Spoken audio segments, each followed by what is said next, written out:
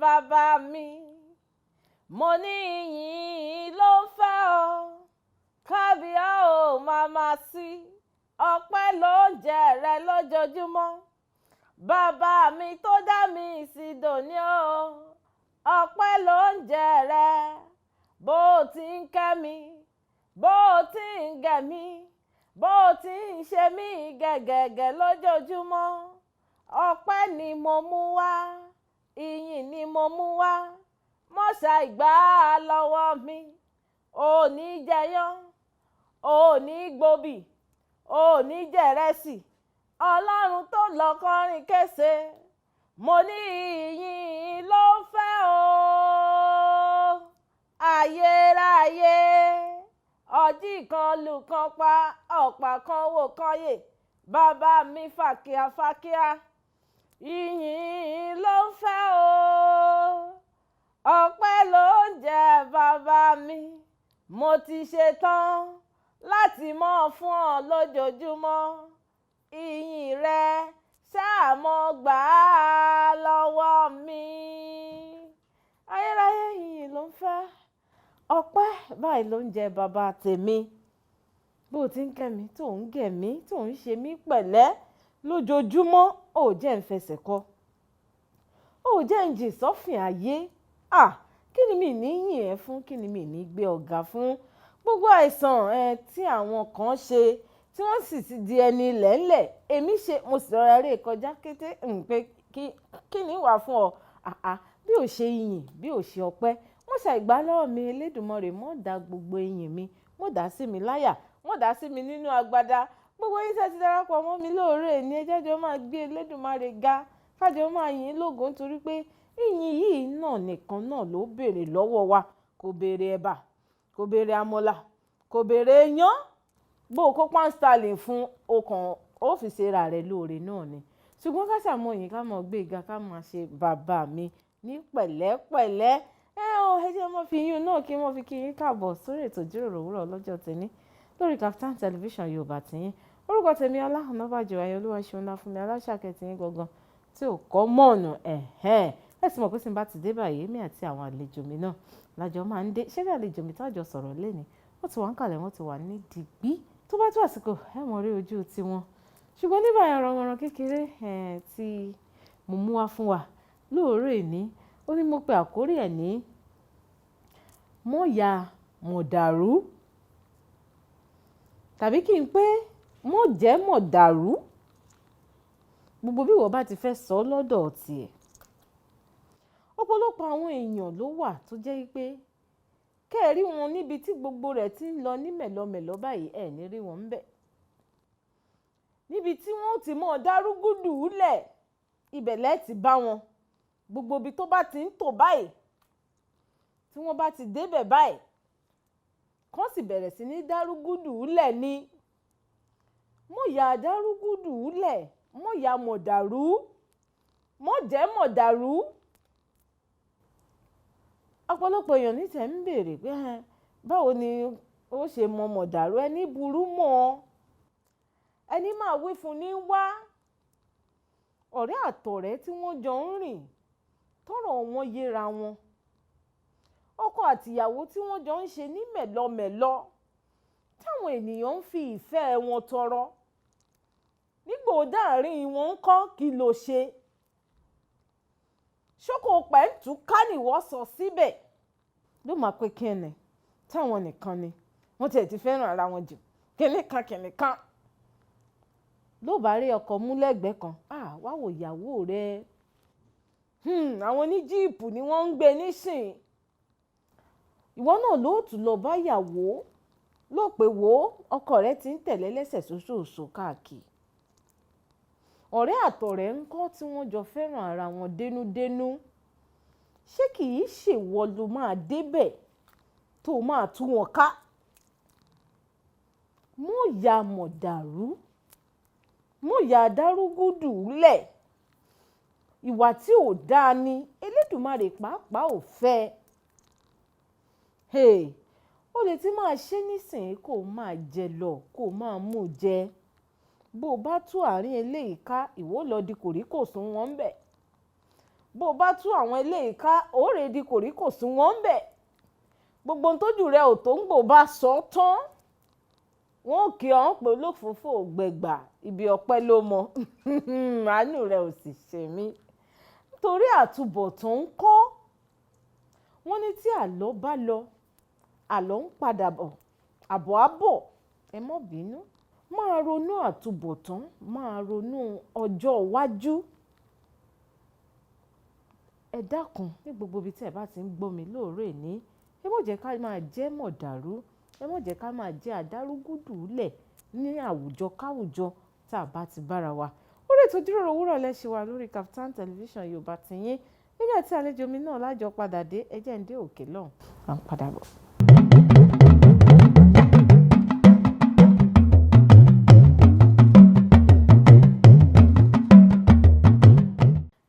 Padà sórí ètò ìjíròrò òwúrọ̀ lórí Kaftan television Yorùbá tiyín fún àǹfààní ẹ̀yin ṣẹ̀ṣẹ̀ ń darapọ̀ mọ́ mi mo sọ fún alẹ́ kan mú lórúkọ tèmi Ọlá Onabajo ayálò aṣọ ńlá fún mi bẹ́ẹ̀ dẹ́rẹ́ àlejò mi tí mo rẹ̀ fi jó gbé gẹ̀gẹ̀gẹ̀ sórí ìjókòó àwọn tó wà ń kalẹ̀ báyìí wọ́n ti wà ń digbí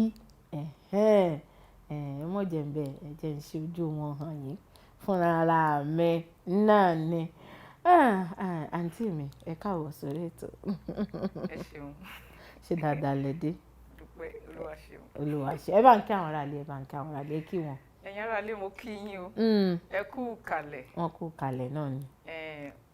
Ọlọ́run á máa bá gbogbo wa gbé àmín ọwọ́ Ọlọ́run ò ní kúrò lára wa àmín o Nàìjíríà bó ṣe ń lọ yìí Ọlọ́run á bá wa ṣètò ẹ̀ àmín lágbára Ọlọ́run ojú ò ní tì wá. àmín o lórí àdúrà ni ojú ò ní ti gbogbo wa ní gbogbo ibi tẹ́ ẹ ti ń wò wá pátápátá tẹ́ ẹ ti jókòó ṣe ti wá rí i pé ètò tèmi yóò dùn yóò lárinrin náà ni ẹ jẹ́ wọ́n fún àlejò mi ní àǹfààní kí wọ́n bá mi ṣe àfihàn ara wọn fún wa ẹ bá ń dárúkọ yín fún ara rẹ orúkọ yín fún àwọn ará rẹ. orúkọ mi èmi ni Mrs.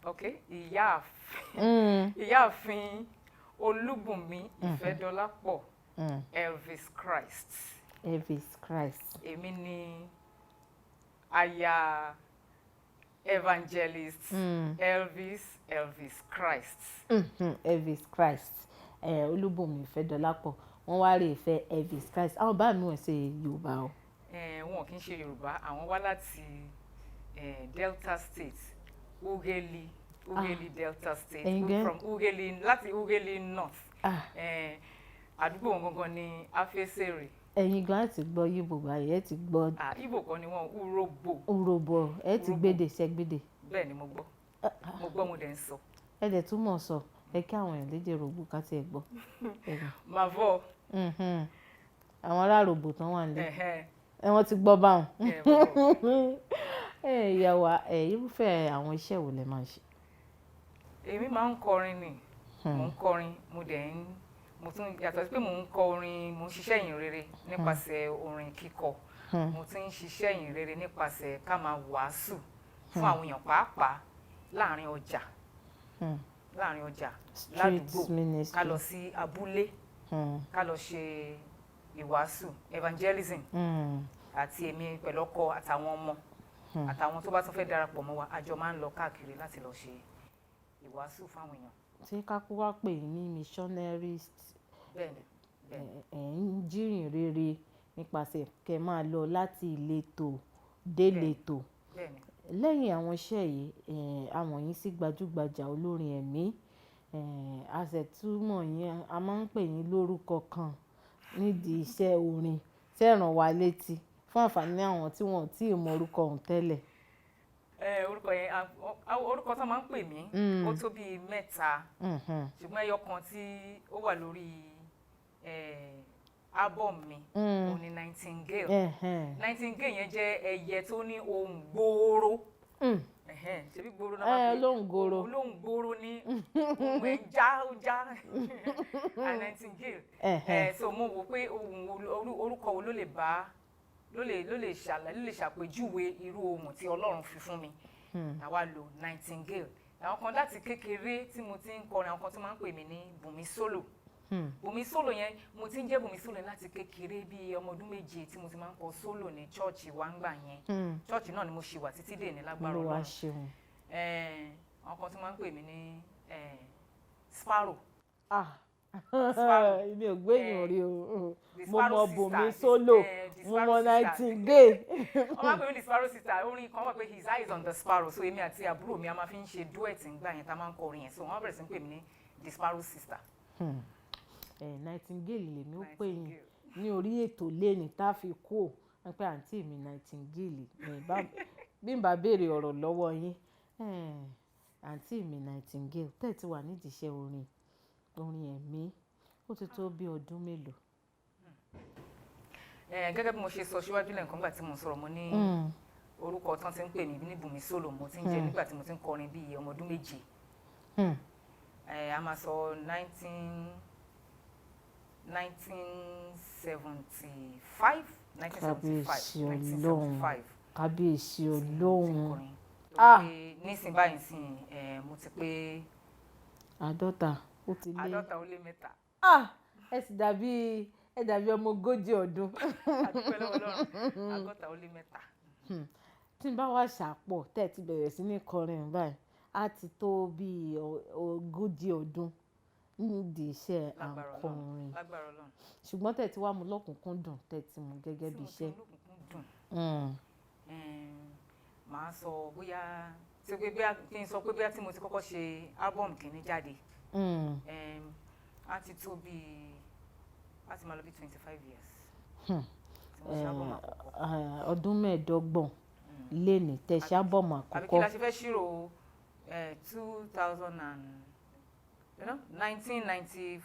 1995. Lẹ ṣe álbọ̀mù alákọ̀ọ́kọ́ bọ́ta 1995 ẹ̀yin ọ̀jọ̀gbọ́n tẹ́ wà nílé ẹ ṣàánú mi 1995 ń lọ bí ọdún 15 ó ti lé díẹ̀ lọ́dún 15 1995 ẹ yẹ kí n tẹ̀ wá sọ pé láti bí ọdún 15 ẹ ti ní bí álbọ̀mù bíi mélòó?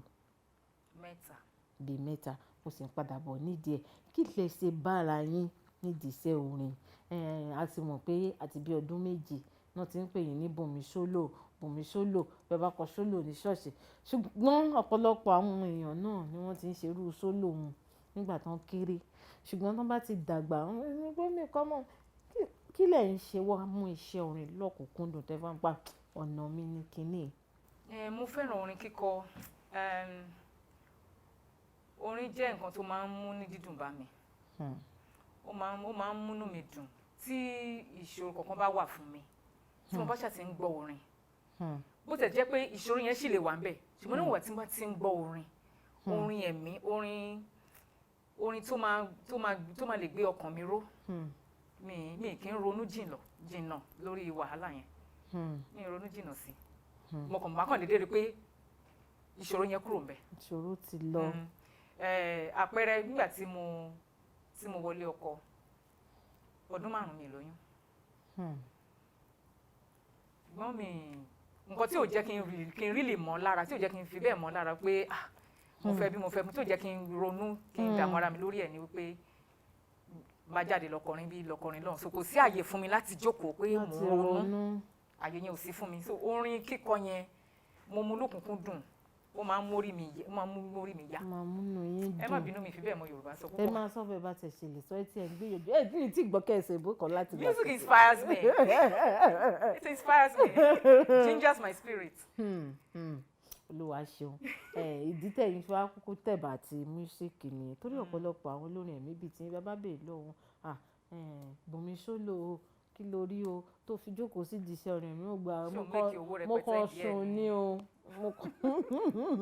mo kàn sùn ní o mo kàn jí ni bàbá gọ̀dú kọ́ pè mí ní o mo kàn gba ìpè ní o ló jẹ́ kí n béèrè ìbéèrè yẹn pé bóyá a rí àwọn ìránṣẹ́ Ọlọ́run kan tí wọ́n bẹ̀rẹ̀ sí nílé ẹ̀yìn kiri nígbà tẹ́ fẹ́ pọ́ ọmọ ọdún bíi 20 ọdún pé Bùnmi Solo ó kọrin ẹ̀mí o bó o bá kọrin ẹ̀mí ó jẹ́ pàṣán o. Ṣẹ́rí ní ti ilé kiri tẹ̀ sọ yẹn ó jẹ́ kí n rántí ẹni tó bẹ̀rẹ̀ orin pẹ̀lú mi pàtó tó bẹ̀rẹ̀ orin pẹ̀lú mi à ń pè wọ́n ní Bàbá Yẹ́lò ṣùgbọ́n orúkọ wọn gangan ní Taiwo Jacob. I think if I'm not wrong is Togolese mi mọ̀ bí tí bàbá wà báyìí. Bàbá máa wá sílé wa ní alẹ́ tó máa bọ̀ láti ibi iṣẹ́ wọ́n wá kọ́ mi ní orin mo lè ti máa sùn wọ́n á ní kó jí mi pé orin kan wà tí mo láti kọ ní church níjọ́ kejì mo dẹ̀ láti fà sórí wọ́n máa kọ́ mi orin tí wọ́n kọ́ mi one of the nights tí wọ́n wá sílé wá ń gbà yẹn a ó pàdé létí odò orin yẹn ni mo kọ́ ń gbà yẹn láti wọ́n á jí mi tí mo lè kọ́ orin yẹn mo gbé orin yẹn mo fa orin yẹn sórí bàtà tó máa ṣe convention ní church wá ń gbà yẹn Redeemed Church orin yẹn náà ni mo kọ ní convention gbà yẹn tí bá dẹ̀ ti kọ sólò tó ń gbà wọn kékeré gbà yẹn ti ráwọn yẹn tí wọ́n ti dúró tán ti ṣetán àti gbé mi ẹlòmíà gbé mi báyìí wọ́n á bẹ̀rẹ̀ sí fún mi lówó so orin jẹ́ nǹkan tó ti wà lára mi láti kékeré mo fẹ́ràn orin kíkọ at a point mo wò pé mo fẹ́ lọ ṣe law I wanted to study law because mo like kí n máa sọ̀rọ̀ mo like kí n máa sọ̀rọ̀ kí n máa argue ní court and mo rí pé somehow I couldn't study law but music ni mo wá lọ ṣe ẹnìkan kọ̀ pé ń jọ́kọ̀ ó ní nǹkan tó máa jẹ́ Ọlọ́run ti fún wo ọmọ yìí tó ń lé lọ́ọ̀ kiri mo dẹ̀ I put in for JAMB I made it by God's grace so mo lọ ṣe music so nígbà tí mo tún wà ní school náà báwọn lecturers àti school gan-an ti máa ń pè mí ní lady of song yeah that's another name tí n bá ń kọrin ní department ńgbà yẹn wọ́n máa gbọ́ káàkiri mo jẹ́ ẹnìkan pẹ̀lú oore ọ̀fẹ́ Ọlọ́run pé tí mo bá jókòó kọrin láì lo microphone gbogbo ilé ló máa gbọ́ ìyàwó ẹja dúró ń bẹ̀ yẹn náà tá a bá padà dé a máa wá tẹ̀síwájú nínú ọ̀rọ̀ tá à ń sọ yìí a fẹ́ lọ dé òkè lọ́hùn orin wo lẹ fẹ́ ká lọ wò nílé ká fìfì ẹsẹ̀ rajó kò bá jọ orin ti yín fídíò orin kan tẹ́ fẹ́ ká lọ wò nílé ká fìfì ẹsẹ̀ rajó.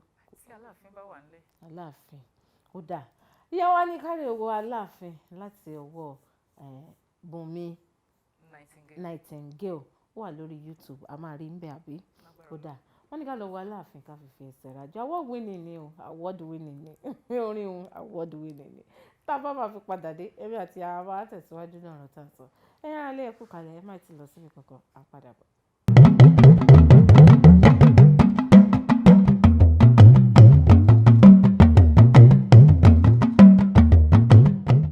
orí ètò Ijiroro Owuro lẹ́sìn wa lórí Kaftan television Yorùbá tẹ̀yìn èmi àti àlejò mi àǹtí mi pàtàkì náà lájọ wà lá àwọn ìyá orin àwọn ọmọ la tọrọ orin la ṣì bì orin la bí àwọn lájọ wà lórí ètò ìyàwó ẹkú kalẹ̀ ẹ̀rọ àmà ní tẹ̀ àyìnbọ̀pá tí ń buyọ̀jà látàárọ̀ pé ọlá ọjà ti láìkí láti máa buyọ̀jà àyìn ń buyọ̀jà ẹ̀yin náà ẹ̀fẹ̀ ti ara yín gbọ́ wìnrìnwìnrìn ká tó tẹ̀síwájú náà ọ̀rọ̀ tá à ń sọ ẹ jẹ́ ká gbóhùn yín ẹ kọ orin kan fún wa ká gbọ́ òun yín òun Nightingale gòrògòrò. behold yẹn Ọlọ́run fi fún mi láti inú ìwé àìsáyà orí kẹtàlélógójì 43 okay ẹsẹ̀ 19 ìkọkàndínlógún okay dé bí títí dé ìkejìlélógún 22 mo ń gbọ́ yín ó yá. báyìí tí mo dé pé dé ìkejìlélógún okay torí ibi tí mo ti gbé orin yẹn jẹ́ tọ́lọ̀ ti ràn mí láti gbé orin yẹn jáde nìyẹn. Behold, behold, I am doing a new thing. Now it springs forth. Now it springs forth. Do you not know it? Do you not see it? Do you not perceive it? I will make a way in the wilderness. Sure, I will make a way in the wilderness. In the wilderness, I will make a way. Kàkà kí Táíwò kó wọn kọ́ṣẹ́ orin ń sùn Ọlọ́run ẹgbẹ́ náà ya okay the second one tó mo tún kọ ní Yorùbá ìyẹn Ọlọ́run mú jáde láti inú Jòhánù kínní orí kẹrin ẹsẹ̀ kẹrin John ẹsẹ̀ kẹrin títí First John. dé kẹfà yes 1 John chapter 4 verses 4, 5, 6. Ẹ̀yin ọmọ mi ẹ̀yin ọmọ mi tí Ọlọ́run ni ẹ̀yin ń ṣe tí Ọlọ́run ni ẹ̀yin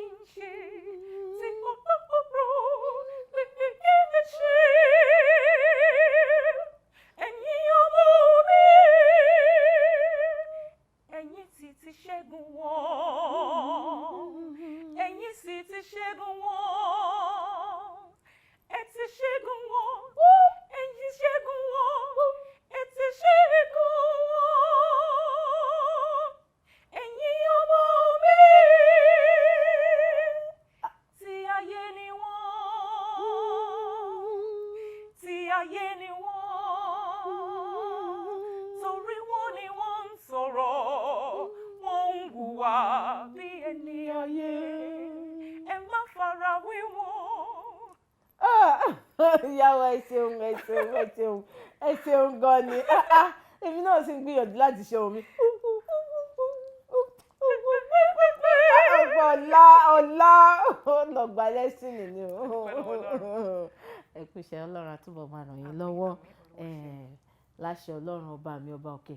Tẹ̀rí nígbà tá a sọ pé Nightingale olóhùn gooro látàárọ̀ ṣe ti wá rí báyìí nísìnyí pé kì í ṣe pé mo ń bu iyọ̀ já. Ìyá wa ẹ ń sọ̀rọ̀ lọ lẹ́ẹ̀kan kó tó di pé a lọ sí ilé agbára. Ìpè àwòrán yín ti tó bí mẹ́ta. Ẹni alákọ̀ọ́kọ́ jáde ní ọdún 1995. Ìyẹn níbi track mélòó nínú? Track mẹ́fà ní 1995. Ayé ìgbà tá à ń ṣe àwọn kásẹ̀tì ni. Tẹ́lẹ̀ àwọn olórin tí wọ́n bá tí ì ṣe àwọn kásẹ̀tì wọn, ó yẹ kán wá mọ̀ gba lẹ́ṣọ̀. Àwọn kásẹ̀tì tí mo kó jẹ ètò sáré mú ọwọ́ yẹn tó ṣe báyìí. Tí ẹ rántí àwọn àkòrí àwọn ọ̀rẹ́ tó wà nínú. Title ẹ̀ gangan Suffer No More. Suffer No More. Then ìjìyà títán. Dìde lónìí ṣubú lọ́la mi ò fẹ́. Then olórí aṣọ mi. Then Jesus Nwachukwu wáyé chọrọ gị. Kódà Ọlọ́run gbọ́ gbogbo ẹ̀. Kí ni àkéèlì tó mọ̀ yìí? We need you. Jesus Nwachukwu wáyé chọrọ gị. Ijere eluigwe Senegal bi ọzọ. Jesus Nwachukwu wáyé chọrọ gị. Jesus Nwachukwu wáyé chọrọ gị. Biko bịa kpọrọ anyị ụlọ. Please come. Biko. We need you. Bàbá òun gan ń gbìyànjú. Gbogbo èdè wọn gbọ́. We need you. Don't we need him in Nigeria now? Gbogbo ọdún ṣẹlẹ̀ báyìí sí gbogbo rògbòdìyàn yìí. A nílò Ọlọ́run. A nílò wọn. A nílò Ọlọ́run. Kásẹ̀tì yín. Nobody loves me like you, Lord. Then I think the last one is kò sẹ́ni tó fẹ́ràn mi bí ìrẹ̀ Olúwa. The last one is holiness in dandan. Ìwà mímọ́ ó ṣe kókó, ó ṣe dandan. Àwọn yín kejì ọdún wo ló gbọ́ta? Ìkejì yẹn worship ni praise and worship. Praise and worship, so selections of praise and worship. Praise and worship. Ọdún wo lẹ gbé wọn bọ́ta? Ìyẹn yà bí 2006. 2006, no, 2001, yeah. Because mo rántí pé 2003 mo bí àkọ́bí. So ní tó bímọ ni mo ti ṣe yẹn. Ìkẹta ńkọ́? Ìkẹta mo ṣe yẹn ní 2015. Wow. Ìrìn àjò yẹn jìnnà díẹ̀. Kí ni àwọn nǹkan tó ṣẹlẹ̀ ní àwọn àárín yìí tí àwo yín kejì tó fi jìnnà gan-an sí ẹlẹ́kẹta? Ìgbà míì tí owó yẹn ò bá sílẹ̀ láti ṣe iṣẹ́ yẹn, tí owó ò bá sílẹ̀ láti ṣe. Máa dúró. Àwọlé àkẹta yẹn kí ni àkórí ẹ̀? Ẹlẹ́kẹta yẹn àkórí ẹ̀ is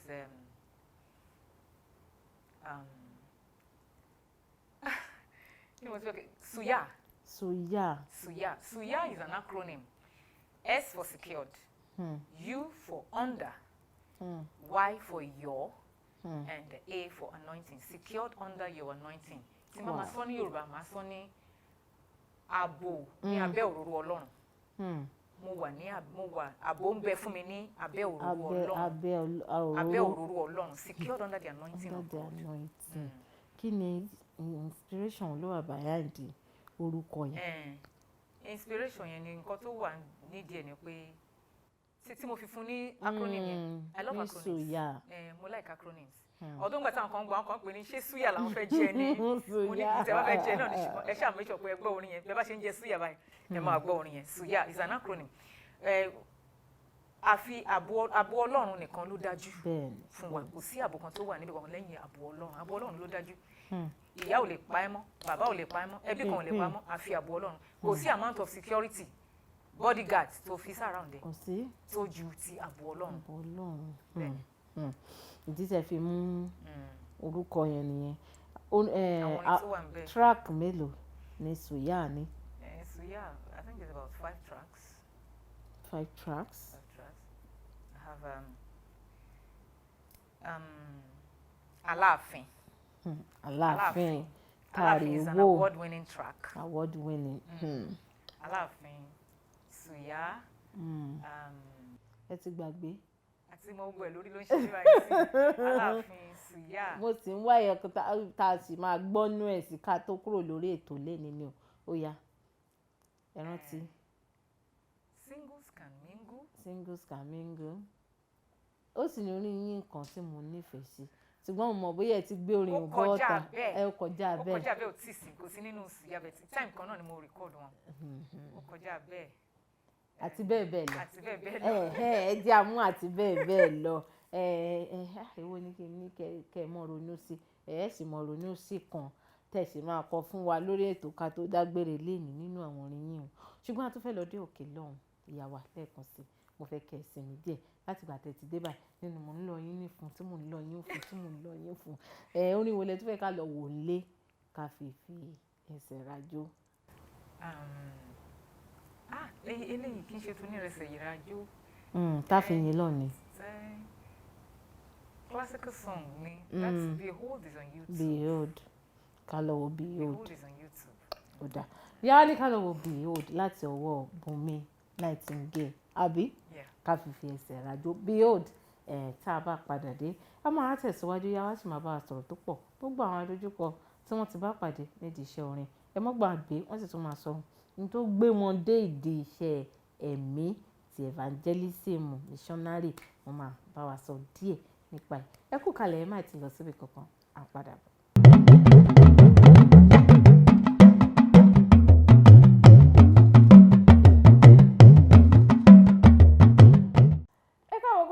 Sórí ètò Ijiroro Owuro lórí Startimes television Yorùbá tẹ̀yìn níbi àti àlejò mi Nightingale Bùnmi nígbà náà ẹni gan ohùn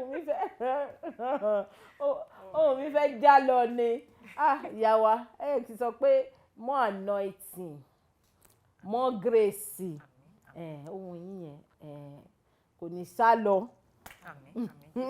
Kò ní sá lọ fún yín ẹ kú iṣẹ́ Olúwa mo sì ṣe yín lálejò kí ló dé ṣé kì í ṣe pé ṣe ni ẹ bínú. Mi ò bínú ẹ̀wẹ̀.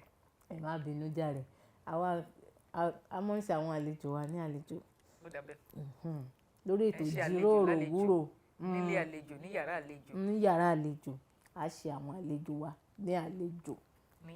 Ní yàrá àlejò. Kó tó di pa lọ sí lágbára mo sì ṣe ìlérí fún àwọn aráalé pé a máa gbọ́ àwọn nǹkan tẹ̀ ti dojúkọ láti bí 30 ọdún nídìí iṣẹ́ orin ẹ̀mí bóyá ká gbélẹ̀ láti bẹ̀. Tí ó bá di ara àwọn ìdojúkọ tí mo ti ní tí mo bá fẹ́ bẹ́ẹ̀ mo ní program kan tí mo ní láti lọ minister whatever you call it, administration or performance. Bẹ́ẹ̀ni tí n bá fẹ́ lọ fún perform ministration náà ni. Tí n bá fẹ́ lọ fún performance sometimes mo máa ní láti ṣe rehearsal ní òkúnkúndùn mo máa fẹ́ mú lókúnkúndùn kí n ṣe rehearsal pàtàkì. ṣùgbọ́n tí n bá ní kí n lọ sanwó rehearsal studio kì í ṣe kékeré. Bẹ́ẹ̀ni. So ọ̀pọ̀lọpọ̀ ọgbà máa fẹ́ ṣe rehearsal mi láyé ara mi níwọ̀nba tí mo ṣe ṣùgbọ́n tó bá yẹ pé mo ní bíi ẹni bá wò mí sí wọn pé látọ̀dún tí mo ti wà nídìí ó yẹ kí n ti ní rehearsal studio ara mi ṣùgbọ́n mi ò tí ì ní tó bá ní rehearsal studio tí mo ṣe rehearsal mi máa dedicate more time to my rehearsals and màá lè fún Ọlọ́run ju bí mo ṣe ń fi fún Ọlọ́run lọ. That is, I'll be able to do much more than I'm doing now because God deserves the best. Bẹ́ẹ̀ni. So màá ṣe rehearsal mi, everything will be nice. But àìṣe rehearsal mi náà Ọlọ́run ṣe rẹ̀ lógo. Àìṣe rehearsal bó ṣe tó àti bó ṣe yẹ Ọlọ́run ṣe rẹ̀ lógo tí mo bá jáde. Ṣùgbọ́n àwọn tó ń mú ìdíwọ́ bá mi díẹ̀ nìyẹn. Àwọn tẹ́ ń dojú kọ. Àwọn nǹkan tí mò ń dojú kọ nìyẹn.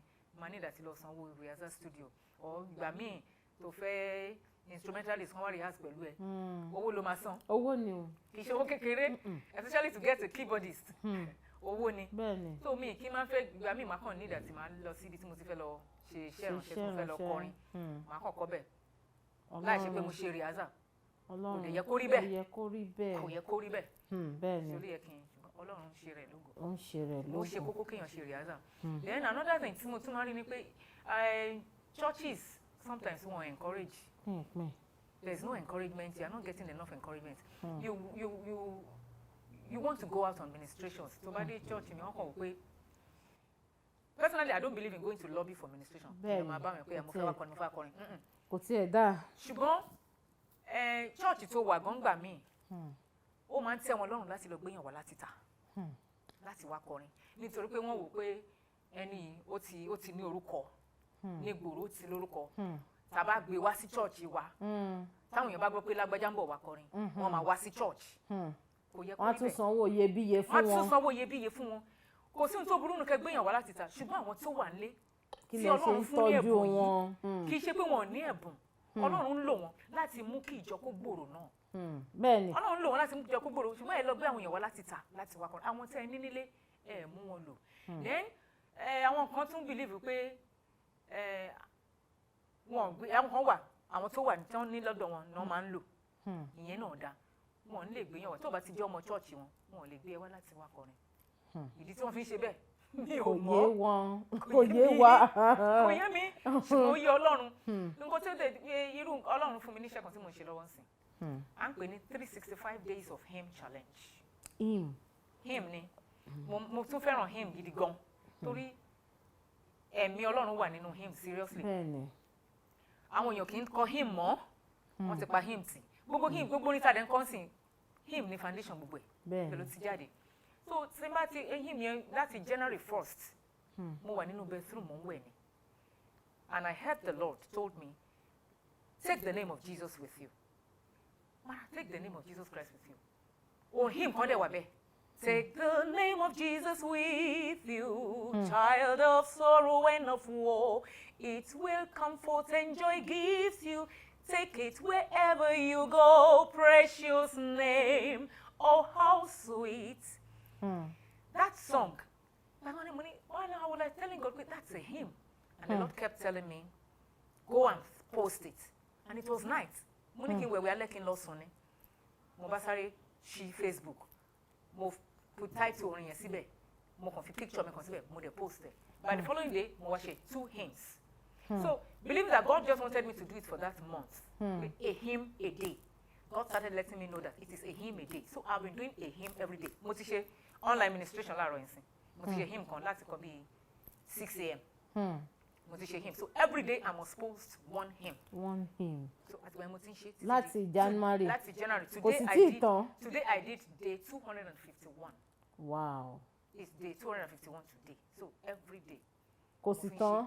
Kò sì tán lágbára Ọlọ́run tọ́lọ́run bá dẹ̀ tún ní kí n tún continue lọ́kàn mi báyìí sìn by December 31st ma ṣe the last one whatever God wants the next instruction is what I will be waiting for tọ́lọ́run fẹ́ kí n ṣe. So mo wá ń ṣe nǹkan tí mo gbà gbogbo time tí mo fi ń ṣe ẹ̀ mo ń sọ fáwọn èèyàn pé you don't have to wait till you are invited to a church before you can touch lives before you can minister to people. You don't have to wait for any stage. The marketplace can be your platform. Yes. Ẹ bá ń sọ sókè. The marketplace àárín ọjà can be your platform. You can stand anywhere and láti kọrin kó ti lè jèrè ọkàn fún Kristi láti jèrè ọkàn fún Ọlọ́run. You can stand anywhere. Mo máa ń sọ kíní kan kó tó pé mo má rí gan gbà tí mo dẹ̀ má rí mo sọ fọ́kàn mi mo ní tí mo bá ní opportunity kan kí n dúró sáàrin ọjà mo lè lọ sí ọjà Òyìngbò àbí ọgbà ní àdúgbò bí tí mò ń gbé kí n kàn dúró sáàrin ọjà kí keyboardist kan kó wà lẹ́gbẹ̀ẹ́ mi báyìí ṣáà fún mi ní microphone kẹgbẹ́ speaker kan síbẹ̀ èmi nìkan kí n máa kọrin kẹ́nìkan dẹ̀ kó tract dání bí mo ṣe ń kọrin báyìí because àwọn èèyàn fẹ́ràn orin. Bẹ́ẹ̀ni. Mo nígbàgbọ́ wípé Ọlọ́run fún mi ní ohùn tó máa ń fa àwọn èèyàn mọ́ra. Tí mo bá dúró tí mo kọrin everybody la fẹ́ wò pé talent tó ń kọrin ohun olóńgbò yẹn àwọn èèyàn wá síbẹ̀ ẹ fi àǹfààní yẹn kẹ́ fi catch them for Christ. Wọ́n dẹ̀ bẹ̀rẹ̀ sí ní pín tracts. Ọlọ́run dẹ̀ tí máa bá mi ṣe mo fẹ́ ọkọ tó fẹ́ràn ká máa jíyìn rere káàkiri evangelism.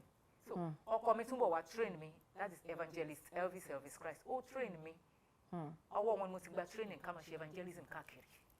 Ọwọ́ ọkọ mi mo ti gba training yẹn. Àwọn ọmọ náà wọ́n á dẹ̀ join wa. Lẹ́kọ̀ọ́kan kan máa wò pé mo ti ń dáhùn àwọn question tó pé bóyá àwọn question tẹ̀lé lọ́kàn. Ó ti dá.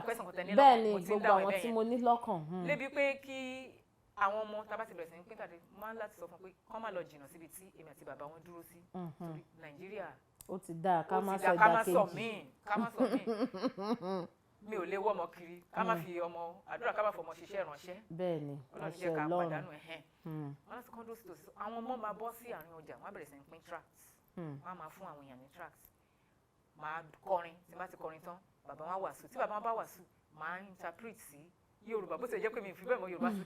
Ṣé mo pé nínú pé kọ́kọ́ mi máa wàásù yìí ni mo ti ń lè sọ Yorùbá mi mọ̀ ìjọ́ tí mo kọ́kọ́ ṣe mi mọ̀ pé mo lè gbìyànjú pé kí n ṣe òkú fọ̀ fún wọn. Ọlọ́run dẹ̀ ràn mí lọ́wọ́. A dúpẹ́ lọ́wọ́ Ọlọ́run. A bẹ̀rẹ̀ sí ń lọ káàkiri. Bí táwọn èèyàn bá tún ṣe ń ràn wá lọ́wọ́ sí àwọn èèyàn tún máa ń send bí aṣọ bàtà oríṣiríṣi tá a máa fún àwọn èèyàn. Irú December ní time December yẹn a máa ń pè yẹn ní bonus. A máa ń ṣe kan ní December tá a pè ní bonus.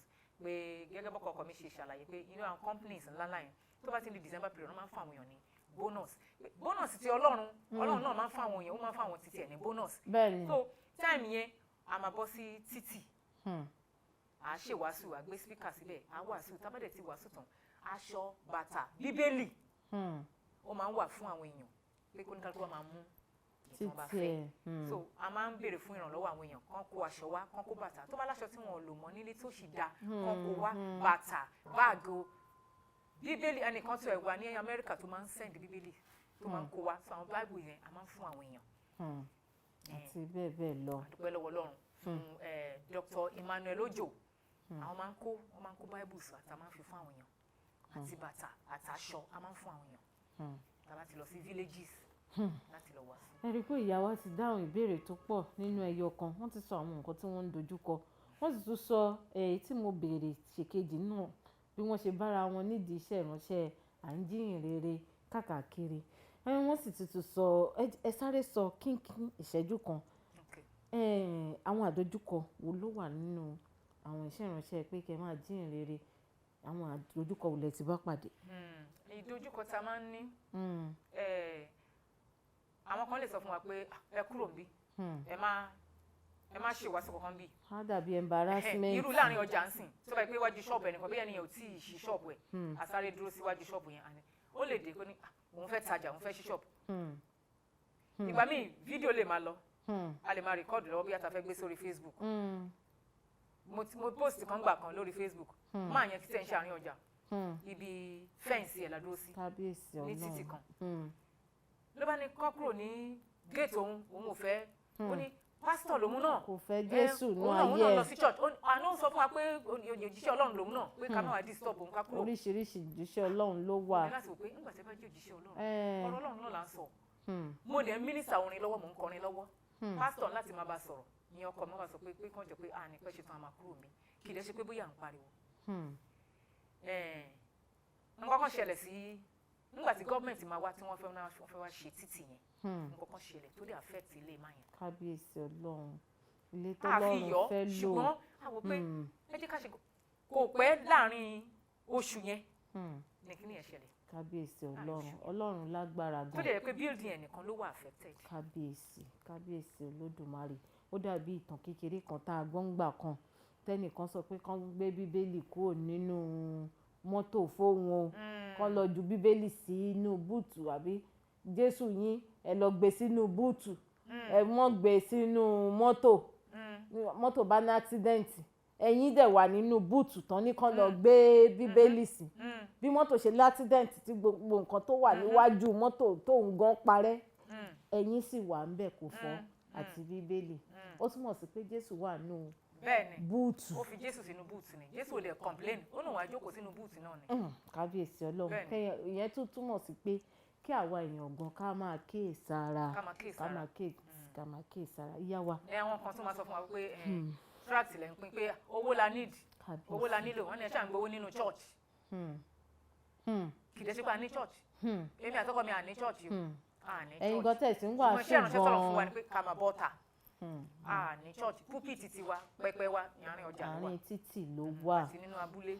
Ọlọ́run á máa ràn yín lọ́wọ́ síwájú àti síwájú sí. Ẹ jẹ́ sáré bèrè lásìkò mi ti sáré ìyàwó ìṣẹ́jú kan náà lẹ́ni. Kí ni àwọn nǹkan tẹ̀ ń ṣiṣẹ́ lé lórí báyìí lọ́wọ́ nídìí iṣẹ́ orin ẹ̀mí? Mo fẹ́ ṣe single kan jáde tí mò ń múra fún. Tẹ́ ń palẹ̀ mọ́. Tí mò ń palẹ̀ mọ́ fẹ́ ṣe single jáde ó dẹ̀ máa tún jáde lágbára Ọlọ́run. Ìgbà wo lẹ tún wò tẹ́ fẹ́ gbé àwo orin míì náà bọ́ta? Single ni mo kàn lè fẹ́ máa ṣe báyìí. Single lẹ fẹ́ máa gbé síta. Ọlọ́run á máa ràn yín lọ́wọ́ láṣọ Ọlọ́run. Nítorí voice training and the rest. Ẹ sì tún ń ṣe voice training. Ẹ máa ń kọ́ àwọn èèyàn bí wọ́n ṣe ń kọrin. I'm a voice instructor and voice consultant. Voice consultant. Ládùúgbò bẹ̀ yẹn ṣé kí ni iṣẹ́ voice consultant àti voice trainer báwo ló ṣe ń lọ lọ́dọ̀ yín? Ìṣètò kan. Àwọn churches tí wọ́n bá need kí n láti fún choir wọn mo máa lọ ṣe voice training fún wọn. Then I can give them counsel and the rest. Ọlọ́run sì ń lò yín ní láti bá àwọn ohun pàdé láti ran àwọn ohun kan lọ́wọ́. Ìyàwó àti kòmí ti sáré bẹ́ẹ̀dẹ̀rẹ́ ọ̀rọ̀ tájọ fẹ́ sọ pọ̀. Ṣé tí n bá tún pè yín wá sí orí ètò lọ́jọ́ mi ṣe ẹ máa wá? Ẹ ti ṣèlérí fún wa o. Mi ò ní fífalẹ̀ lágbára Ọlọ́run. Ẹ ṣeun gan ni. Ẹ bá mi sọ gbogbo ibi tí àwọn ará ilé tí wọ́n ti lè bá yín pàdé lórí gbogbo àwọn ẹ̀rọ ayélujára yín.